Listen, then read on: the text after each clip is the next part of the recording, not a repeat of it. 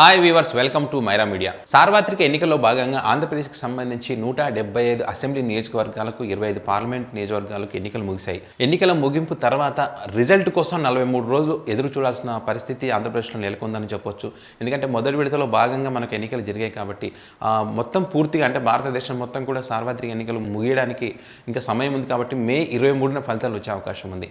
అయితే తాము ఇప్పటికే ఎన్నికలు ముగిసిన తర్వాత ఆ పోలింగ్ సరళను బట్టి ఆ పార్టీలకు సంబంధించిన ప్రధాన అభ్యర్థులు కానివ్వండి, ఆ పార్టీ నేతలు కానివ్వండి, పార్టీ కార్యకర్తలు కానివ్వండి, వీరంతా కూడా గెలుపు ధీమాతో ఉన్నారు. మేము గెలుస్తామంటే మేము మాకు ఎన్ని సీట్లు రాబోతున్నాయి అనేటువంటిది ఒక అంచనా అయితే వేసుకుంటున్నటువంటి పరిస్థితి ఉంది. కానీ ఇక్కడ ఇదే అదనుగా భావించి కొంతమంది పందెం రాయలు మాత్రం బయటకు వచ్చినటువంటి పరిస్థితి. వాళ్ళకైతే ఒక పండుగ వాతావరణం వచ్చిందని ఖచ్చితంగా చెప్పొచ్చు. మనం ఇక్కడ ఏవైతే ఐపీఎల్ మ్యాచ్లు నడుస్తున్నాయి వాటి మీద బెట్టింగ్లు నడుస్తున్నాయి, అదేవిధంగా ఎలక్షన్కి సంబంధించి రిజల్ట్ల మీద బెట్టింగ్ పెట్టుకుంటున్నటువంటి పరిస్థితి ఉంది. క్రికెట్కి సంబంధించి చూస్తే కనుక మనం క్రికెట్ విషయంలో ఓవర్కు ఈ ఓవర్లో 6 వస్తుంది, ఈ ఓవర్లో వికెట్ పడుతుంది అనే దాని మీద బెట్టింగ్లు కాస్తున్నటువంటి పరిస్థితి. 1000 నుంచి 2000, 2000 నుంచి 10,000 అట్లా కొన్ని ప్రాంతాల్లో 1,00,000 దాటినటువంటి పరిస్థితి ఉంది. మొత్తాన్ని చూస్తే కనుక ఎలక్షన్లకు సంబంధించి చూస్తే కనుక ఒక రేంజ్లో పందాలు కాస్తున్నటువంటి పరిస్థితి ఉంది. గెలుపోవటం మీద అంటే ప్రధానంగా కొన్ని నియోజకవర్గాల మీదే దృష్టి పెట్టినట్టుగా కనిపిస్తుంది. ఏదైతే ప్రధాన అంటే ఇప్పుడు నగరి అక్కడ రోజా పోటీ చేస్తున్నారు. అక్కడ నగరిలో రోజా గెలుస్తుందని చెప్పి 5 లక్షలు పందెం వేస్తే ఓడిపోతుందని చెప్పి కొంతమంది పందెం వేస్తున్నటువంటి పరిస్థితి ఉంది. అంటే అక్కడ 1,00,000కు 10 లక్షలు, 10 లక్షలకు 50 లక్షలు, అంటే ఓడిపోతుందని కొంతమంది, గెలుస్తుందని కొంతమంది, ఇట్లా పందెం కాస్తున్నటువంటి పరిస్థితి ఆ ప్రాంతంలో. ఇక మిగతా ప్రాంతాలను చూస్తే ముఖ్యంగా గుంటూరు, కృష్ణా జిల్లాలో ఈ పందాలు ఎక్కువ కాస్తున్నటువంటి సమాచారం అందుతూ ఉంది. అదేవిధంగా ఉభయ గోదావరి జిల్లాలో కూడా భారీగా పందెం కాస్తున్నటువంటి పరిస్థితి ఉంది. సో మొత్తానికి చూస్తే కనుక ఇక్కడ ఎవరైతే మంత్రులుగా ఉన్నారో వారి మీద ఎక్కువ మొత్తంలో పందాలు కాస్తున్నటువంటి నేపథ్యం కనిపిస్తుంది ఆంధ్రప్రదేశ్లో. ప్రధానంగా చూసుకుంటే మైలవరం నియోజకవర్గం కానీ, అదేవిధంగా మనం ఇంతకుముందు చెప్పుకున్న నగర నియోజకవర్గం కానీ, అదేవిధంగా మంత్రి నారాయణ ఎవరైతే పోటీ చేస్తున్నారో ఆ నియోజకవర్గానికి సంబంధించి కానీ, అదేవిధంగా గుడివాడ నియోజకవర్గం ప్రతిష్టాత్మకంగా తీసుకున్నటువంటి గుడివాడ నియోజకవర్గం, మంగళగిరి నియోజకవర్గం, ఇట్లా పలు నియోజకవర్గాలు అయితే ఉన్నాయి. వీటి మొత్తంలో అయితే భారీ స్థాయిలో మాత్రం పందెం కాస్తున్నటువంటి నియోజకవర్గం, రికార్డులకు ఎక్కుతున్నటువంటి నియోజకవర్గం ఏదైనా ఉందంటే ఖచ్చితంగా గుడివాడ నియోజకవర్గం అని చెప్పొచ్చు. అక్కడ భారీ మొత్తంలో లక్షలు దాటి కోట్లలోకి వెళ్ళినటువంటి పరిస్థితి ఉంది. అక్కడ ఖచ్చితంగా దేవినేని అవినాష్ గెలుస్తారని కొంతమంది కొడాలి నాని గెలుస్తాడని చెప్పి కొంతమంది, అది ఈసారి మాత్రం చాలామంది కొడాలి నాని ఓడిపోతాడని చెప్పి ఎక్కువ మంది పందెం కాస్తున్నట్టుగా అక్కడ సమాచారం అందుతుంది.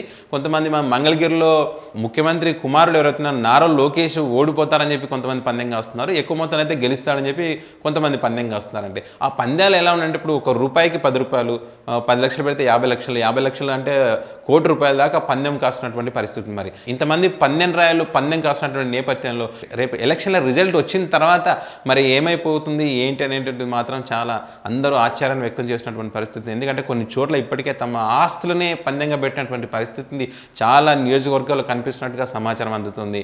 మొత్తానికైతే పవన్ కళ్యాణ్కి సంబంధించి 2 చోట్ల పోటీ చేసినటువంటి నేపథ్యంలో గాజువాక, భీమవరం 2 చోట్ల కూడా పవన్ కళ్యాణ్ గెలుస్తాడని భారీ మొత్తంలో బెట్టింగ్లు నడుస్తూ ఉన్నాయి. అదేవిధంగా 2 చోట్ల ఓడిపోతారని కూడా బెట్టింగ్ నడుస్తూ ఉన్నటువంటి పరిస్థితి ఉంది. కొంతమంది ఏమో లేదు గాజువాకలో ఓడిపోయి భీమవరంలో గెలుస్తాడని చెప్పి కొంతమంది పందెం కాస్తున్నటువంటి ఉంది. కొంతమంది ఏమో భీమవరంలో ఓడిపోయి గాజువాకలో గెలుస్తారని చెప్పి కొంతమంది పందెం కాస్తున్నటువంటి పరిస్థితి ఉంది. సో మొత్తానికైతే అభ్యర్థులకు సంబంధించి గెలుపోవటంల మీద పందెం రాయలకు ఒక పండుగ వాతావరణం అయితే ఉంది. మనకి ఎప్పుడైతే సంక్రాంతి పందెంలో కోడి పందాలు పందెం కాస్తారు, అదేవిధంగా ఐపీఎల్ బెట్టింగ్ల మీద పందెం కాస్తారు. ఇప్పుడు రాజకీయ వాతావరణం ఉన్నటువంటి నేపథ్యంలో అంటే ఎలక్షన్లు జరిగిన తర్వాత రిజల్ట్ కోసం 40 రోజులు ఆగాల్సి వచ్చిన నేపథ్యంలో అందరూ కూడా పందాలు కాసినటువంటి పరిస్థితి ఉంది. కొంతమంది అయితే ఒక పద్ధతి ప్రకారం, ఒక ప్లాన్ ప్రకారం పందెం కాసినటువంటి పరిస్థితి ఉంది. ఏ నియోజకవర్గం మీద తమ పందెం కాస్తున్నామో ఆ నియోజకవర్గానికి సంబంధించినటువంటి క్షేత్రస్థాయిలో ఓటర్ పరిశీలన చేసుకుని ఓటర్లు ఎటువైపు మొగ్గు చూపారు, అక్కడ ఓటింగ్ సరళి ఎలా ఉంది అనేటువంటిది పూర్తిగా తెలుసుకున్న తర్వాత కొంతమంది ఫోన్లు చేసి అంటే సర్వే పేరుతో ఫోన్లు చేసి ఎలా ఉందండి, మీరు ఎవరికి ఓటు వేశారు, మీరు ఎవరికి ఓటేసారని తెలుసుకున్న తర్వాత ఒక క్లారిటీ వచ్చిన తర్వాత, ఒక అవగాహనకు వచ్చిన తర్వాత ఆ అభ్యర్థి మీద పందెం కాసినటువంటి పరిస్థితి కనిపిస్తుంది ఆంధ్రప్రదేశ్ రాష్ట్రంలో.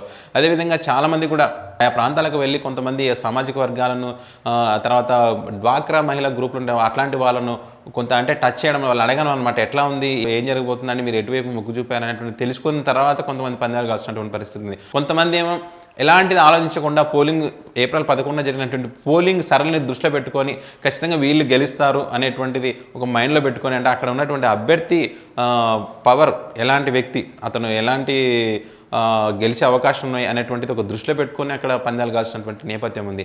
ఇక మంత్రి జవహర్ మీద కూడా భారీగానే బెట్టింగ్ నడుస్తుందనే సమాచారం అందుతుంది.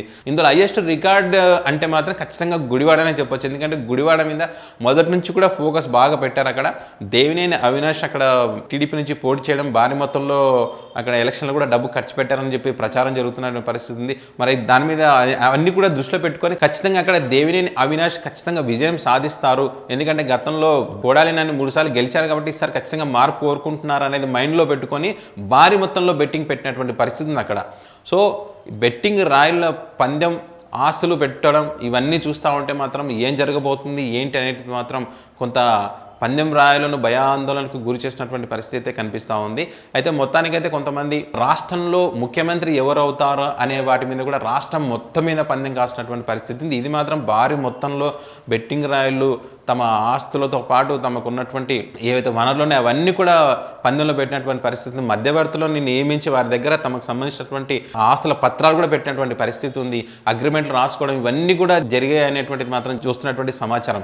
ముఖ్యమంత్రి జగన్మోహన్ రెడ్డి అవుతాడా లేదా మళ్ళీ చంద్రబాబు నాయుడు అవుతారా అనే వాటి మీద కూడా పందాలు కాసినటువంటి పరిస్థితి ఉంది. సో మొత్తానికైతే రాష్ట్రంలో జరిగినటువంటి సార్వత్రిక ఎన్నికలు మాత్రం పందెం రాయలకు ఒక పండుగ వాతావరణం తీసుకొచ్చిందని చెప్పొచ్చు. రిజల్ట్ తర్వాత మరి ఆ పండుగ వాతావరణం విషాదకరంగా మారే అవకాశం ఉంటుంది. ఎందుకంటే ఓడిపోయిన వారికి ఆస్తులు పెట్టేటువంటి పరిస్థితుల్లో. సో మరి మొత్తానికైతే ప్రజలు మాత్రం ఇంతమంది బెట్టింగ్లు కాస్తున్నటువంటి నేపథ్యంలో మరి పోలీస్ వ్యవస్థ ఏం చేస్తుంది? చాలా చోట్ల హోటళ్ళలో కానివ్వండి, బార్లలో కానివ్వండి, అదేవిధంగా కొన్ని ప్లేసులు, ముఖ్యమైన స్థలాల్లో ప్లేసులు తీసుకొని అక్కడికి వెళ్ళి కూర్చొని దీని మీద డిస్కషన్ చేస్తున్నటువంటి పరిస్థితుల్లో కూడా పోలీస్ వ్యవస్థ ఏం చేస్తుందనేది మాత్రం సామాన్య ప్రజలు అడుగుతున్నటువంటి పరిస్థితి ఉంది. సో మొత్తానికైతే ఆంధ్రప్రదేశ్కి సంబంధించినటువంటి సార్వత్రిక ఎన్నికల్లో ఎవరు గెలవబోతున్నారు, ఎవరు ముఖ్యమంత్రి అవ్వబోతున్నారు, ఏ ప్రాంతంలో ఎవరు గెలుస్తున్నారు, ఎవరు ఓడిపోబోతున్నారు అనే వాటి మీద బెట్టింగ్లు అయితే భారీ స్థాయిలోనే జరుగుతున్నాయి. కొన్ని అంటే ఎలక్షన్లకు సంబంధించిన ఖర్చుల కన్నా ఈ బెట్టింగ్లో ఎక్కువగా ఉన్నట్టుగా సమాచారం అందుతూ ఉంది.